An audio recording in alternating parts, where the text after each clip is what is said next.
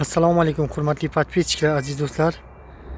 Xabaringiz bor, Yangi Toshkent loyihasida qadrlab turgan lot 102 bo'limimizdagi Yangi Toshkent Arena nomli stadionimizni qurilish jarayonidamiz.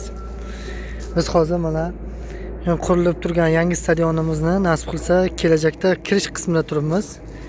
Xuddi mana shu Yangi Toshkent Arena yozuvini to'g'rilaydi. Mana shu qismidan darvozalarimiz maxsus ochilib, shu yerdan yana tomoshabinlar, insonlar kirib kelishi kutilmoqda.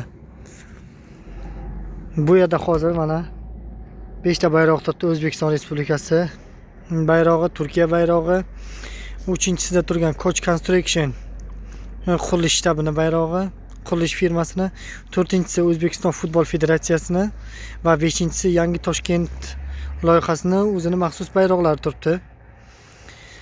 Bu qismimizda esa shu Yangi Toshkent yozuvi oldidan to'g'ri kelaverish qismimizda esa maxsus hukumat a'zolari, prezidentimiz, bosh vazir janoblari yoki O'zbekiston Futbol Federatsiyasi vazirliklari yoki boshqa bir komissiyalarimizni kutib olish xonasi.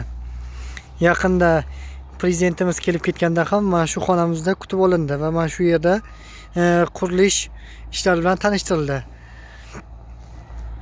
Bu qismimizda esa xabaringiz bor, aytib o'tganimizdek qurilish jarayonlari davom etmoqda. Mana bu yerlarimiz esa nasib qilsa kelajakda katta gulzor va parkovka bo'lishlari, juda katta maydonda parkovka, ya'niki qariyb 12 ming mashinaga mo'ljallangan yerda parkovka qilish ishlari rejalashtirilgan. Bizni bu qurilishimiz obyektimizda hozirda jamiki Koch Construction, Brinshot, DKM firmasi va Avrasiya firmasi bariki firmalarni qo'shib hisoblaganda 1200 dan ortiq ishchilarimiz ishlab kelmoqdalar. Va qurilish ishlari davom etmoqda. Men hozir yurib turgan mana bu qismimizda, yo'l qismimizda esa nasib qilsa kelajakda mana yo'l qismimizda kelajakda piyodalar uchun, ya'niki mashinasiz keladigan insonlar uchun yurish yo'lagi quriladi, yurish yo'lagi tashkil etiladi.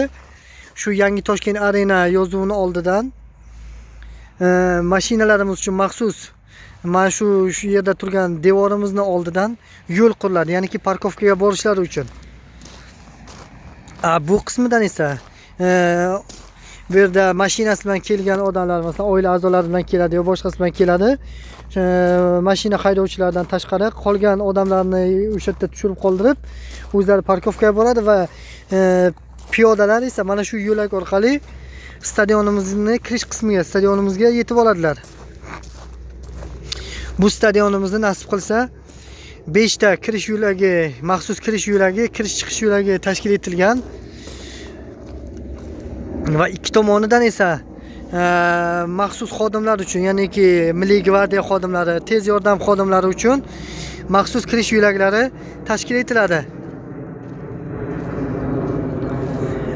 Mana bu qismimizda esa hozirda mana bu trubamiz turgan yerda nasib qilsa xabaringiz bor, aytib o'tganimizdek, oldingi videolarda aytib o'tganimizdek stadionimizning 4 qismida bo'ladigan 75 metrlik katta kameralarimiz o'rnatiladi. Nasib qilsa bu stadionimizni ish jarayonlari hozirda juda qizg'in davom etmoqda va 2027-yilning yanvar oyini 2-yarmida topshirilishi, butunlay topshirilishi ko'zda tutilgan. Aziz do'stlar, hurmatli podpischilar, qo'llab-quvvatlab turinglar. Sizlar bilan nasib qilsa hammasiga birgalikda erishamiz.